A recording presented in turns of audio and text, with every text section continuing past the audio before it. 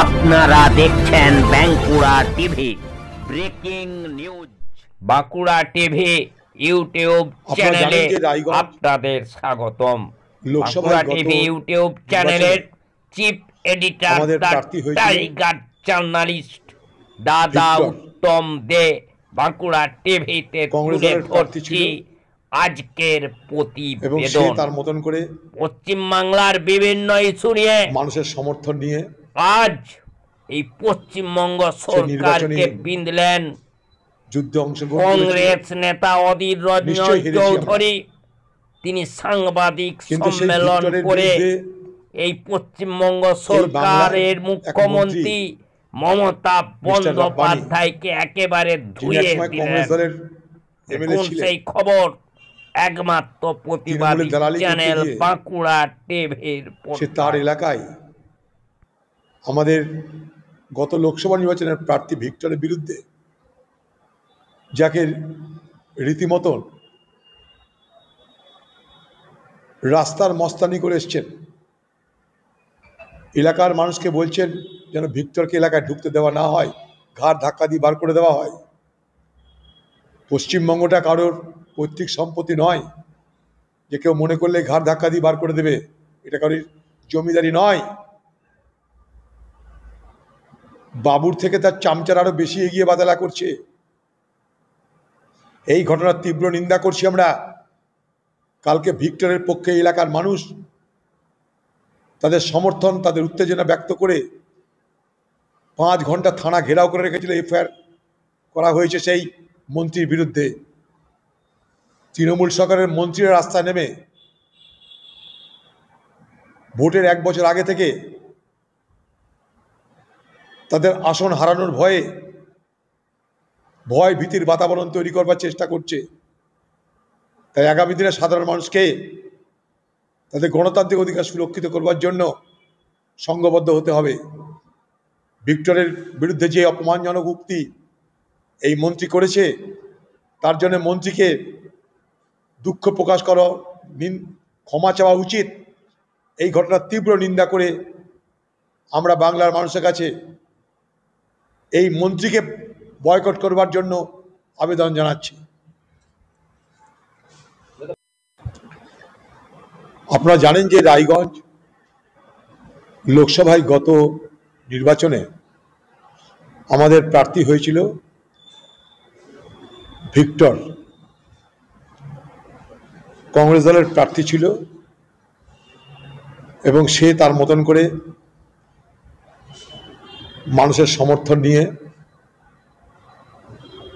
সে নির্বাচনী যুদ্ধে অংশগ্রহণ করেছিল। নিশ্চয়ই হেরেছি আমরা, কিন্তু সেই ভিক্টরের বিরুদ্ধে এই বাংলার এক মন্ত্রী মিস্টার রাব্বানি, যিনি একসময় কংগ্রেস দলের এমএলএ ছিলেন, তৃণমূলের দালালি করতে গিয়ে সে তার এলাকায় আমাদের গত লোকসভা নির্বাচনের প্রার্থী ভিক্টরের বিরুদ্ধে যাকে রীতিমতন রাস্তার মস্তানি করে এসছেন, এলাকার মানুষকে বলছেন যেন ভিক্টরকে এলাকায় ঢুকতে দেওয়া না হয়, ঘাড় ধাক্কা দিয়ে বার করে দেওয়া হয়। পশ্চিমবঙ্গটা কারোর পৈতৃক সম্পত্তি নয় যে কেউ মনে করলে ঘাড় ধাক্কা দিয়ে বার করে দেবে, এটা কারোর জমিদারি নয়। বাবুর থেকে তার চামচার আরো বেশি এগিয়ে বাদালা করছে। এই ঘটনার তীব্র নিন্দা করছি আমরা।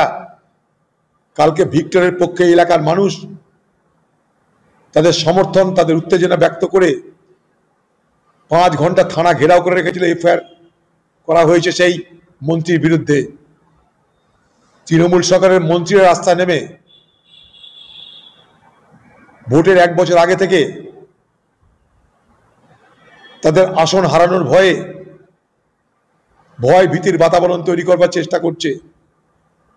তাই আগামী দিনে সাধারণ মানুষকে তাদের গণতান্ত্রিক অধিকার সুরক্ষিত করবার জন্য সংঘবদ্ধ হতে হবে।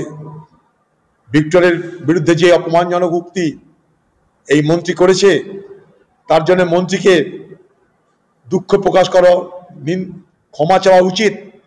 এই ঘটনার তীব্র নিন্দা করে আমরা বাংলার মানুষের কাছে এই মন্ত্রীকে বয়কট করবার জন্য আবেদন জানাচ্ছি। कन्फेशनल स्टेटमेंट बोल रहे हैं, इसमें बदनाम का कहाँ जगह है? जो खुद बोला है कांग्रेस कैंडिडेट, जो खुद कहा है जो हमारे 1,75,000 आदमी से हम रुपया लिए क्यूआर कोड से, यही बात कर रहे हैं, तो इसमें नाम बदनाम का क्या है? वो तो खुद ही कन्फेशन कर रहा है इसका। চৌধুরী তার বক্তব্য যে ভিক্টরকে বদনাম করানোর একটা চক্রান্ত চলছে বা ভিক্টরকে বদনাম করার জন্য এই 1,75,000 মানুষের কাছ থেকে টাকা কিউআর কোডে নিয়েছে, সেটা বদনাম করার জন্য এবং তৃণমূল চক্রান্ত করছে। এই বিষয়টা কিভাবে দেখছেন? দেখুন, যেটা সত্যি আছে সেটা সত্যিই থাকবে, যেটা মিথ্যে আছে সেটা মিথ্যে হবে। সেটা তো ভিক্টর নিজের কথাতেই উনি কনফেস করেছিল যে 1,75,000 মানুষের কাছ থেকে উনি চাঁদা তুলেছে, চাঁদার আকারে তুলেছে উনি ভোটে লড়ার জন্য। আর এখানে আপনি যদি অধীর রঞ্জন চৌধুরীর কথা বলেন, তো আমার মতে হলো একজন বড় দালাল ছোট দালালকে সাপোর্ট দিচ্ছে। কারণ অধীর রঞ্জন চৌধুরীও আজকে তার স্ত্রী নিস্তানাবুদ হয়ে গেছে, মুর্শিদাবাদে তার কোনো অস্তিত্ব নেই। আর ভিক্টর এখানে দাঁড়িয়েছিল, ভিক্টর তো নিয়ে কংগ্রেস জিততে দাঁড়ায়নি, তিনি তৃণমূলকে হারানোর জন্য দাঁড়িয়েছিল এবং সেখানে বিজেপির কতটা সমর্থন ছিল এবং চাঁদার আকারে তিনি কত মানুষের কাছ থেকে টাকা কালেক্ট করছে সেটা আমাদেরকে আগে দেখতে হবে তারা কত বড় দালাল। আমার তো মনে হয় এখন আমি আপনাদের সোশ্যাল মিডিয়ার মাধ্যমে এটা বার্তা দিতে চাই, সাধারণ জনগণ গোয়ালপুকুর তথা উত্তর দিনাজপুরের প্রত্যেকটা কংগ্রেস প্রেমী যারা কংগ্রেসকে ভালোবাসে, আজকে ভিক্টর এতগুলো টাকা তুলে নিয়ে কি করলো তার কৈফাত আমার মনে হয় ভিক্টরের বাড়িতে এসে ভিক্টরের কাছে ধর্ণা দিয়ে এবং আরটিআই করে নিয়ে সেটা জানা উচিত ভিক্টরের কাছ থেকে। राज्य के मंत्री गुलाम रब्बानी साहब के खिलाफ में कल पुलिया में कंप्लेन कांग्रेस के ब्लॉक प्रेसिडेंट की तरफ से, क्या कहेंगे इस तरह के? देखिए, जिसने भी कंप्लेन किया है उसका खुद कन्फेशनल स्टेटमेंट है जो हम क्यूआर कोड के माध्यम से 1,75,000 आदमी से हम रुपया कलेक्शन किए हैं। तो हम लोगों का भी यही कहना था जो हम लोगों को सतर्क कर देना था कि इस तरह का एक कैंडिडेट जिसको भी वोट दिया गया, जो लोग भी आप लोग वोट दिए, वो तो वोट काटने के लिए खड़ा हुआ था, वोट काटने के लिए खड़ा हुआ था बोल के बीजेपी जीत गया रायगंज पार्लियामेंट्री कॉन्स्टिट्यूंसी से। तो अब तो उसके पास में कोई चारा बचा नहीं है, तो अब कभी उसके नाम से कंप्लेन, कभी इसके नाम से कंप्लेन उसका नाम से होना चाहिए जो वो जो इतना आदमी का जो रुपया लिया है उस रुपया का क्या क्या क्यूआर कोड में कितना कलेक्शन किया, कितना का हिसाब दिखाया इलेक्शन कमीशन को, कितना उसके पास है हिसाब तो वो देगा। इस बारे में हम लोग भी कंप्लेन करेंगे कि भाई जब उसका खुद का कन्फेशनल स्टेटमेंट है, वो खुद एडमिट कर रहा है जो हाँ हम क्यूआर कोड में रुपया कलेक्शन किए हैं, तो भाई हिसाब तो पब्लिक का रुपया है, कितना कलेक्शन किया, किसमें खर्चा किया, क्या किया, उसको हिसाब देना होगा।